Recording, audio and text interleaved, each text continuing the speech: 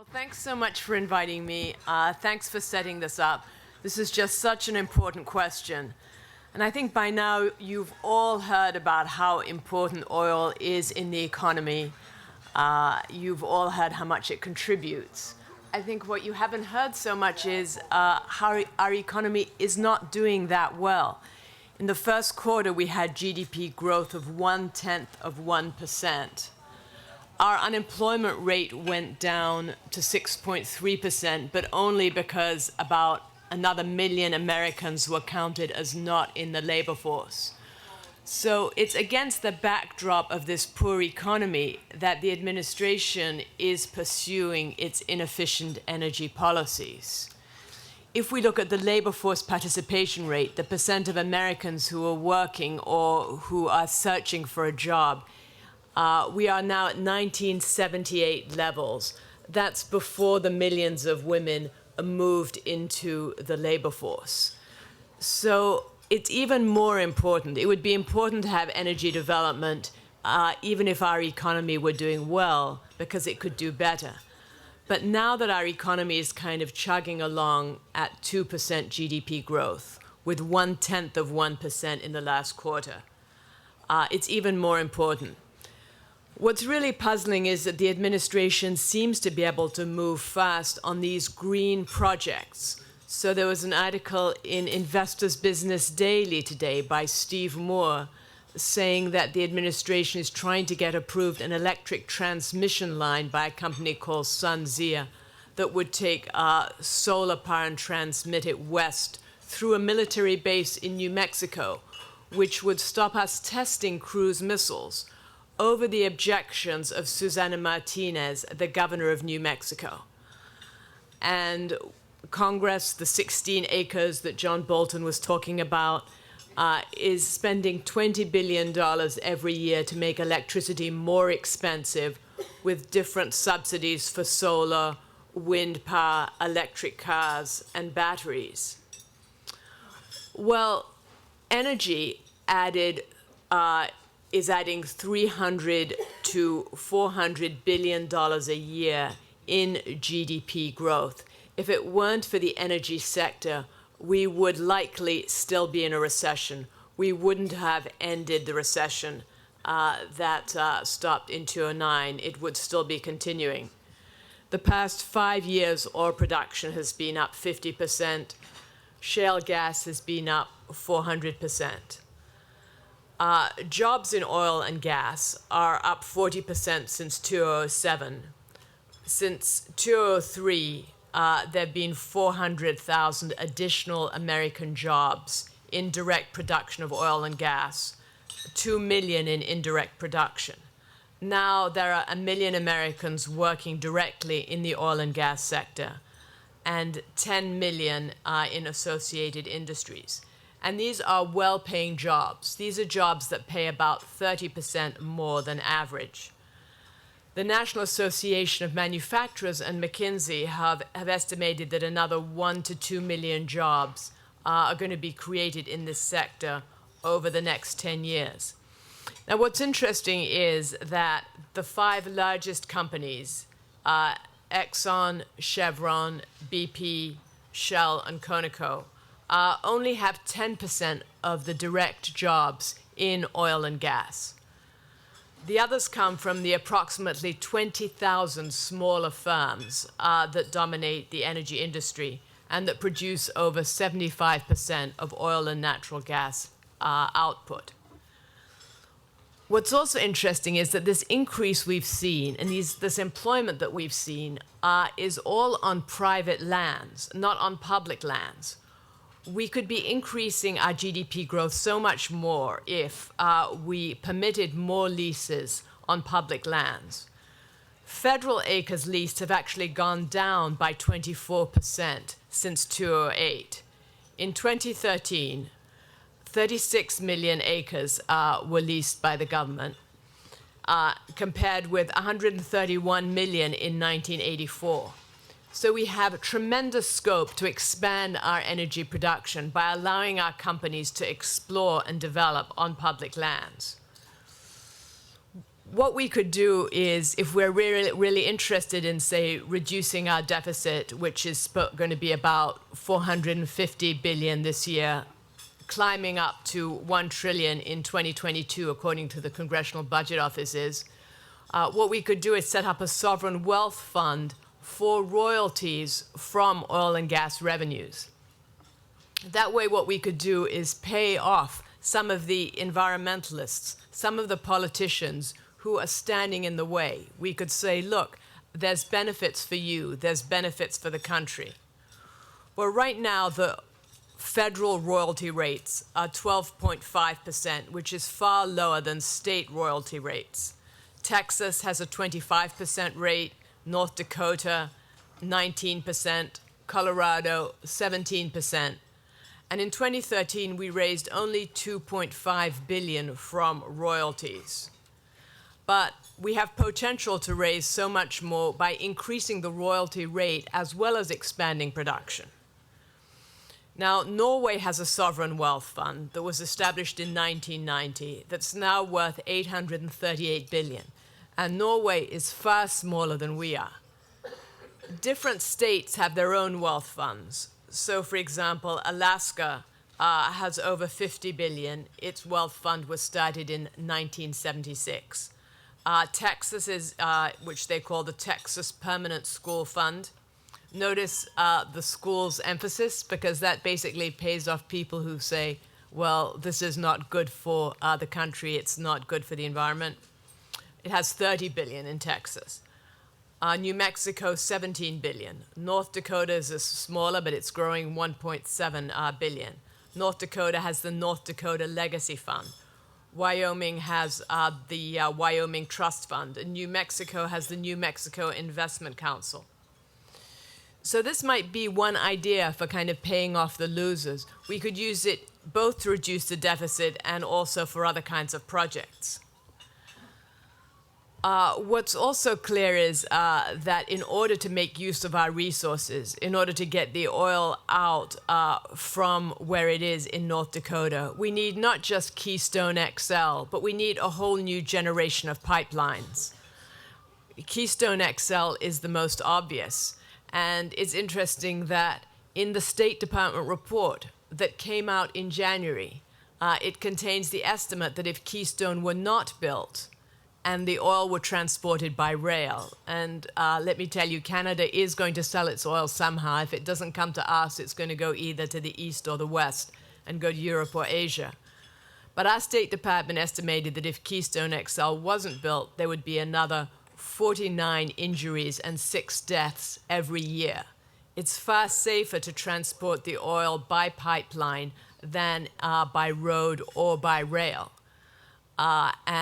We had another accident in Virginia just last week. We were very fortunate that no one got killed, where some rail cars carrying crude overturned. Pipeline is the ideal way to carry crude because it's a container that doesn't move. It just stays still. It's buried underground, whereas road, rail, and barge mix with other traffic, and they can overturn. Plus, they have to come back empty after they're through. But even for rail, in terms of the volume of product carried, it's the accidents are a very, very small fraction. You're talking about millionths or thousandths of 1%. So when oil cannot be transported, as it can't from North Dakota, it actually lowers the revenues that states get, because you find that North Dakota, for example, the oil is selling at a significant percentage lower than West Texas Intermediate or Brent crude. And because of that, the state gets lower revenues. So having a better infrastructure for the pipelines would raise the price of oil in those particular states. It would enable states to get more revenue, the federal government to get more revenue. So basically, it's a win-win situation. And I think the idea of having some kind of wealth fund, some kind of fund where politicians can point to it and say, look, this benefits all of us, that might aid in the problem of expanding the oil and gas development because it's completely irrational from an economic perspective not to do this. As we heard earlier, natural gas development is a lot more environmentally friendly than some of the methods being used in Europe, such as coal, and therefore it would have environmentally positive effects by reducing greenhouse gas emissions. So with that, I'd like to stop, and I'd be happy to take your questions. Wonderful, Diana. Thank you so much. Questions for Diana? Well, I have a question actually for Diana, and if I could impose again on Ambassador Woolsey, whom I assume is omniscient. I was wondering, because you're both sort of so smart and knowledgeable about economics, what are the consequences in different wises of an $18 trillion deficit and counting at the rate of $1 trillion a year, whether geopolitical or economic or national security or whatever? Well, So what the that should be an deficit easy one. does is it passes the cost on to younger people, to children and grandchildren. It's like borrowing on the credit card and then saying that you can't pay it back.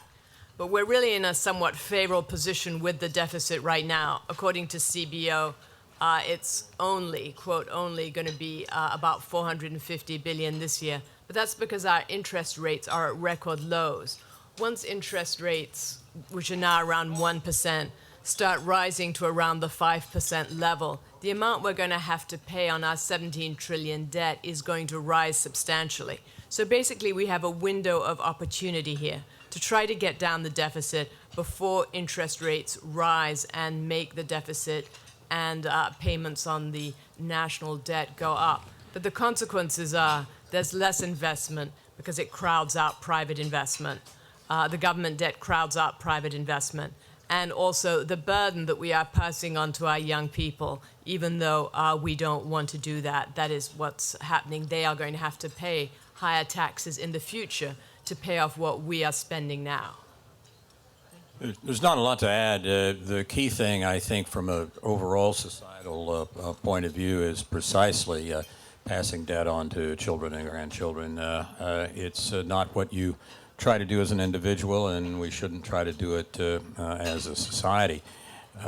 It is a fundamental weakness that we have hit upon this way to avoid doing what we can pay for or paying for what we do. And I think that there's nothing really to be said for it except that it permits people who want to in the Congress and elsewhere to duck the problem. And they're continually doing that by passing it on. And it's just one part of what we're doing to our young people, by the way. I mean, we keep in place unionized teachers, even though they are unqualified, at the expense of our children. We put in place occupational licensing requirements so our young people cannot get jobs. Our youth unemployment rate is about 10% right now. The average college graduate with debt has about $23,000 in debt. There's all kinds of ways we're disadvantaging our children and grandchildren, and this is just one of them. Adrian Price, and then this gentleman over here. I'm actually, believe it or not, worried about the opposite, which is that the energy explosion and growth in America could bail us out of our deficit and problems. And we see a lot of economists now calling for growth this year, notwithstanding the GDP Right. growth last quarter. Right. So have we made our argument, the conservative argument, if energy does in fact is the answer to our deficit, and it doesn't respond, it allows this economy not to respond to the growth and deficit or the entitlements issues that we really do need to deal with? We certainly need to deal with the entitlement issues also. That's something that we absolutely do have to deal with. And economists can call for growth, but it won't always come, as we saw from the first quarter. I think that we, and most people agree, we have a practically unlimited supply of natural gas. We have so much that we're burning it in North Dakota rather than exporting it. we're burning about 33%, flaring about 33% of the gas produced in North Dakota. And we can be using our inexpensive natural gas to attract manufacturing industries back to the United States. There's cracker plants, there's other kinds of energy-intensive industries such as petrochemicals that will put us on a path in the future, could raise us from 2% to 4% GDP growth. If we could just go from 2% GDP growth, which is what we have right now, to about 4%, we would be in a far better position to tackle all these problems that we have. And we would also have funds for things environmentalists like, such as more national parks and other kinds of things like that. So I would say because of the quantity of natural gas that we have and the technology, we have about a 200-year supply. We shouldn't worry about using it up. But at the same time, we should continue to, of course, worry about these entitlements and fix them in other means. But I think that it's harder politically to do that. It's harder politically to fix the entitlement problem than it is to allow more energy development. So when I last looked at the statistics, there's about over 24 permits to export liquid natural gas that are stuck at the Department of Energy, some of which have been there since 2011 and 2012. We could just be passing those without, they could just be approving those without spending a dime. And I would actually suggest that we change our laws so that a permit, if the government doesn't act on it within a certain time period, 3 to 6 months, automatically goes forward, rather than the reverse. What we have right now is that they are not approved until the government says so. There are two kinds of debt here, and we shouldn't mix them up. One is the deficit in our balance of payments. And producing gas, let's say, in northern Minnesota as distinct from southern Alberta helps us a lot with respect to our balance of payments. It also could conceivably, with the right geography, I suppose, mean some more employment in the United States, because you might have a refinery that's reachable from the border area, but not if you're further north. But generally speaking, what it does is deals with balance of payments. We are economically as strong if fracking were being done in southern Alberta and being done very affordably, and we had a perfectly fine bunch of contracts with companies in Canada, and were using the gas that was produced by those under those contracts to supply cheap energy to American factories and improve our wealth and improve our economic posture. But you don't really solve the economic posture problem just by fixing the balance of payments. The balance of payments is a good thing to fix, but you don't solve the overall problem of prosperity by just improving your balance of payments. You do something useful, but you have to distinguish between these two, and it's part of the geography problem that I mentioned. A lot of people think that you have really done something phenomenal if you are, let's say, drilling in stay with that example, northern Minnesota, and more productivity comes out of something that's American, rather than drilling in southern Alberta and taking economic advantage of it. Between those two, there's not much difference, and it doesn't really matter that much. What matters is the prosperity, and America and Canada could share it.